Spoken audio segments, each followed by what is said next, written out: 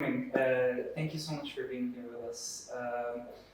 Again, thank you so much for taking the time to be here. Thank you for inviting me. Of course. Just to start off this interview for people who might not know you personally, would you mind introducing yourself to us? Okay, I'll hold it. Okay. I'm Katia Mansour, known for Ms.Katia. I'm a prep student for the past 15 years in AIS. I have two master's degree, and this is kind of related to what you're saying, to your topic. The first master's degree is in accountancy and HR, and my second master's degree is in education. And I just had this year my eldest daughter. She graduated from AIS as well, and I've got two more to go. Truly an accomplishment, to be honest. Thank We're so you. grateful to have you with us. Thank you so much. So, just considering the amount, as you're a very accomplished woman who has gotten so many degrees and you are highly educated, are there any experiences in which you felt during your course of education, or even when you were thinking of pursuing this education, where you felt that society restricted you simply because you're a woman? Definitely. This is what I said, because this is why I said the reason I have two masters. Usually you begin your bachelor's, master's, and you proceed with your PhD in your related domain. But when I graduated with my master's in HR, I was working in the HR field. Okay, but later on I got married and I established a family, and then that's where I had to kind of like detour my life, because I used to work late hours, and I was asked to choose a job that was more family oriented for a mom, because I needed to be with my kids. So that's when I had to move on to something that is more suitable to my life, my new lifestyle. Say it so. Of course, we completely understand. Of course, I assure you. And I don't regret it, by the way. Of course, just we understand that a lot of people are going through this, have gone through the same thing. Just considering the fact that you've undergone this experience in which you've had to change huge portions of your life in order to suit this whole new life of yours, with addition of family members and so on and so forth. What would you say, like right now, if you were able to talk to yourself, to that person who's like, okay, I'm a new mom, I need to change my lifestyle. What would you say to her, or to all of the women who might be undergoing something similar? I would say, Katia, you did an amazing decision. I won a beautiful family. I won an extended family, because it's been 15 years. I'm graduating students from whom I'm so proud of. Okay, not being in my initial field of career, I'm not gonna say I'm happy. I definitely won't say I'm sad, but I didn't lose anything, because what I'm accomplishing now is making me more than happy. Like putting a smile on my students' face, giving them the pillars and fundamentals of education, knowledge, and leadership skills, and many other skills. It's an amazing job. It's that I am proud of. Of course, being a teacher is something that we can all appreciate, especially in this day of age, and being responsible for so many, of improving so many lives and educating children at such a young age. What do you think back then you could have done to make that transition easier on yourself in any way, shape, or form? I wouldn't. I couldn't. I was requested to choose a better field to go back home early, as easily said as this can be. I had to do it. It was either it's your career or your kids. So as a mom, as a female, it's my kids. And let me, like, my generation is definitely different than your generation nowadays. Like, I was more advised to do that, but yet I had to do it. Okay, it's different than nowadays how people think and stand up to what they want. Things changed. years and years they change. So this is why I had to do it. If I look back, would I have done it in a different way? I don't think so. I honestly don't think so. I wouldn't have like stepped my foot on the ground and said, no, I want to continue in my career. No, I wouldn't. No. I just, okay, fine. Of course, in all, even though because of the difference in generational values and so on and so forth, other people might have different opinions. But again, your story is also quite important in order to show that even though there was a tough choice that you have to take in order to change huge portions of your life, you don't regret it, and that's completely fine as well. Using those experiences in which you've lived and gone through certain things, and especially considering that you're a kindergarten teacher who teaches the youngest generations of children and has arguably one of the largest roles in your life. Toughest. Yeah, toughest roles to be, of course. What would you say? How has your journey impacted the way that you deal with them, or how have the ways that you've coped with, understood your way of life, how you use those lessons that you've learned in order to benefit these young children? As a mom, being a mother, how this helped me as a teacher, 90%. You understand the students, you understand their backgrounds, you understand the nature of the student. For example, those who have the potential yet their background does not help them or promote them or push them forward. So you need to know how to be able to bring out the best out of those kids. Being a mom, definitely it helped me. Definitely it helped me a lot. Yes, that's all I can say.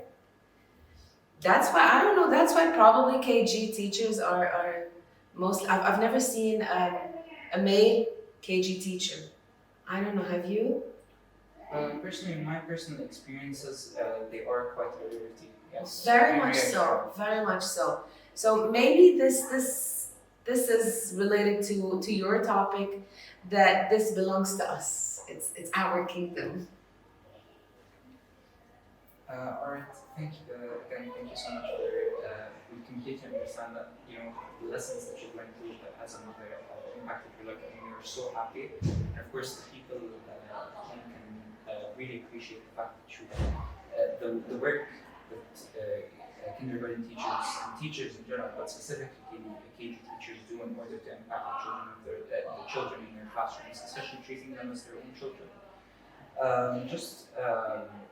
From your own personal experience, because you were talking about potential and seeing the potential in different students and helping them achieve that. Do you have any things that you might remember in which you've allowed a student to pursue something that they had potential in, but they couldn't under current circumstances achieve, that you've helped them through? Can I change your question to the opposite? Like something that they wanted to do and I stopped it? My daughter, she graduated this year, okay, and she wanted to. She has this huge passion in criminology, and then she goes like, "Mom, I want to pursue. I want to study criminology." Immediately, as a mother, the first thing that popped into my mind was like, "What? What is this exactly? Like, are you really talking seriously? No, this is not for girls."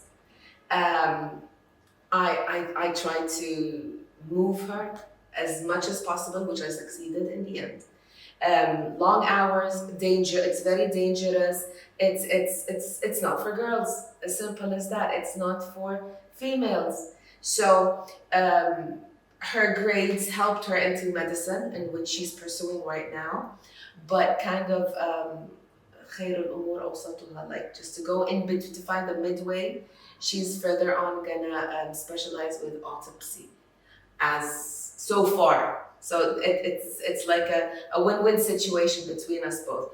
But having to change something and impact? Yes. Now with my kids, with my students, because my kids are still young, what I'm able to maneuver in their personality is leadership skills, how to be able to express their emotions, their opinion, but to have an impact now on what they're going to be when they grow up, or they're still very young, but I can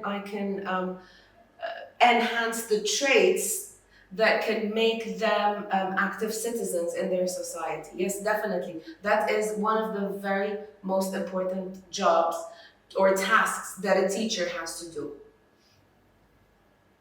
Regarding your daughter, again, seeing, do you feel that during that compromise in which she was able to pursue still her passion for something that's chronology related, while still, do you think that, what do you think the compromise was between her passions and what exactly societal expectations that were on her, your own sense of being afraid for your own daughter? What do you think? It's everything. It's everything.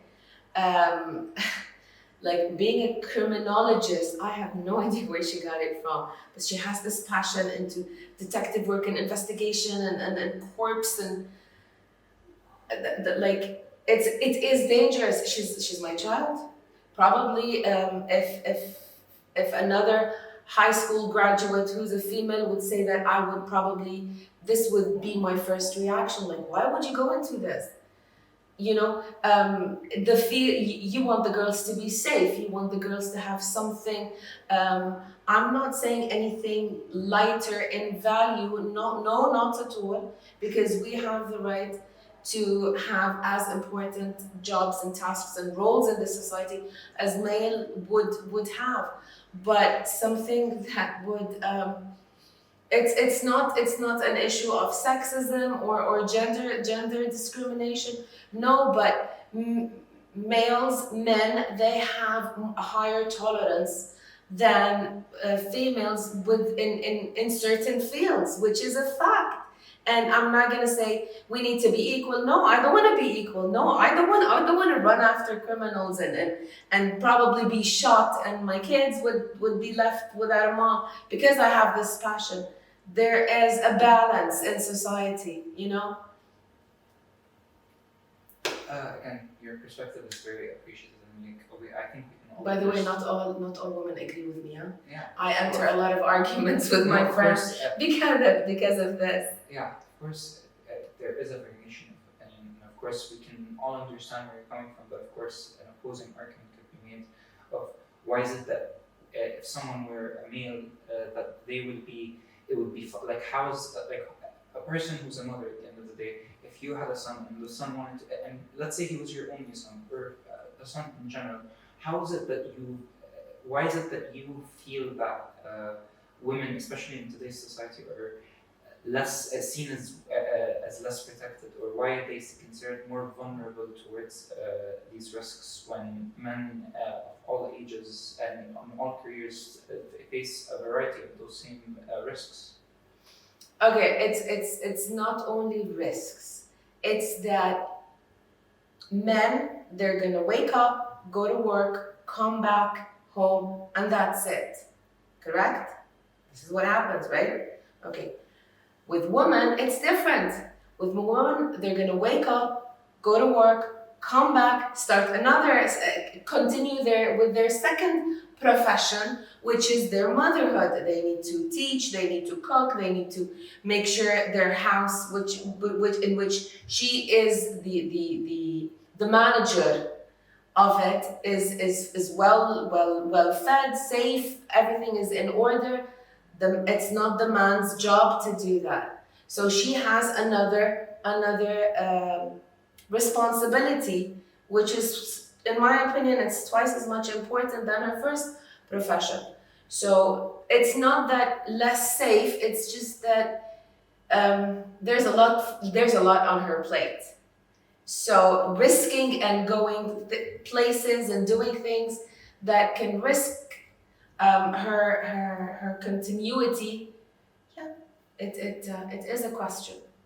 So we can accurately like assume that you believe that the balance between like it's the expectation of motherhood as well as the role that a mother plays in the role of her life that causes her to take such a compromise.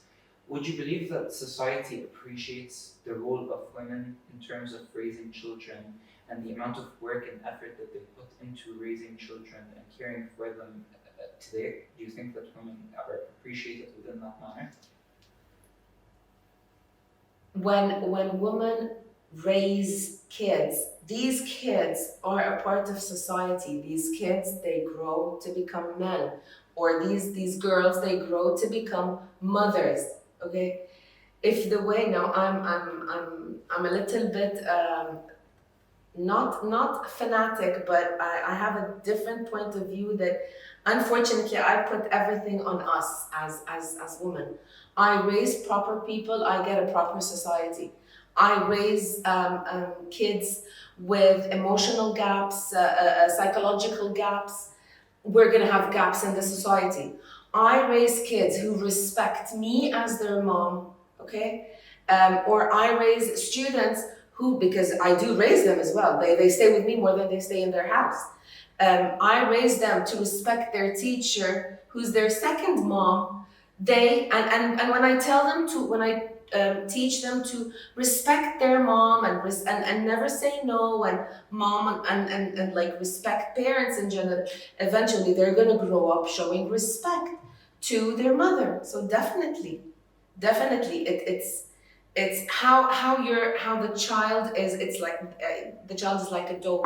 How you mold the child, that's how you're gonna get in the end. You raise kids with negligence and ignorance, and you're in a world and they're in a world. No, of course they're not gonna know how to pay back their mom or how to pay back the value of a female. But when you nurture them with positivity towards whatever factor you're talking about, you're gonna get it as a payback. You're gonna earn it back. So what you plant, you're gonna earn. All right, so that basically just to recap onto the point, and of course, so it's more of the because of how the nurturing process is what builds a society that appreciates women as not only as people but as also as their mothers and roles in society and so on and so forth. Just to wrap up today's interview, just wanted to say, especially within this growing generational gap and as times progress, what new future would you imagine for women? A future that could be improved upon, whether it be from a nurturing perspective, a respect perspective. It has already improved. It has already improved tremendously. If you're going to compare what women used to work or how they used to stand up to their opinion, stand up, like voice out their thoughts, 11, 20 years ago, it's totally different from now. Now, whatever a woman says, she would do what she would say. She plans something. She has the target in her life. She has the goal. She can attain it. Unlike before, how is it going to be in future? Well, if she continues in this way, as long as they are the right choices, she's gonna. There's no improvement because it's already there. Now, talking about STEM and the deployment, this is related to the economic recession. Okay, it's not. I wouldn't relate it to one field or one domain of work, but it's because of the economic recession that has affected. So when you have a high rate of unemployment, eventually you'll be ending up recruiting more men. But women, when they want to reach to a place, a female always, she's known to be stubborn. When she wants to reach to a place, she would reach to it. Of course, she has to take into consideration if she has an extension, like a family, like what happened to me. But this is in the end a personal choice where you need to prioritize. And I prioritize my family, but I am shining in my job. I love it. It loves me back. So do I have a word in what I've done? It was my word. and I don't regret it. The same thing for what's gonna happen in future. Whoever wants to study, I don't know, anything like really difficult, if they really want to do it, as long as it's not going to affect anything else in their life or later on in future, they will. There's nothing limiting them, in my belief. Of course, working that we understand that the choice is quite difficult and choosing, and of course, everyone has the personal right and to choose their path, their path, and the way they feel they've been called to in this life. Just wanted to like add on to that. Is there anything like to all the women and people that are at home today and around the world? What's a message that you would send to them on what they you feel that you should share with everyone? To all the women, a message from, oh my God, how many times I would love to have asked this question. To all the women, just don't be selfish. That's it. Don't be selfish. Think of your loved ones, okay? You can get what you want while winning the people, we call it entourage, the surrounding, okay? Don't be selfish. It's you who will leave a print in the society because you are literally raising one. Whatever you're asking me, if you notice, I'm going back to family. I'm going back to motherhood, because in the end, all women, all females, they're gonna be mothers in Allah, inshallah, okay? And that's where their work is really, really important. So you can do what you want. Don't be selfish and put things aside, all right? Do what you want, get what you want, aim high, okay? And you can reach it, but in the end, try to make choices that won't let you forget other stuff that is more important. Again, thank you so much for taking the Thank time. you Especially for having. Thank you for staying late. I'm so sorry. No. Of course, it's my pleasure. Because I understand that this busy schedule that you have, especially raising such like a legion of children. Thank you again so much for taking the time for this interview, especially considering your busy schedule, and we really appreciate you. Thank you so much, and best of luck to both of you. The hidden soldier behind the camera, and best of luck to you too, and thank you so much.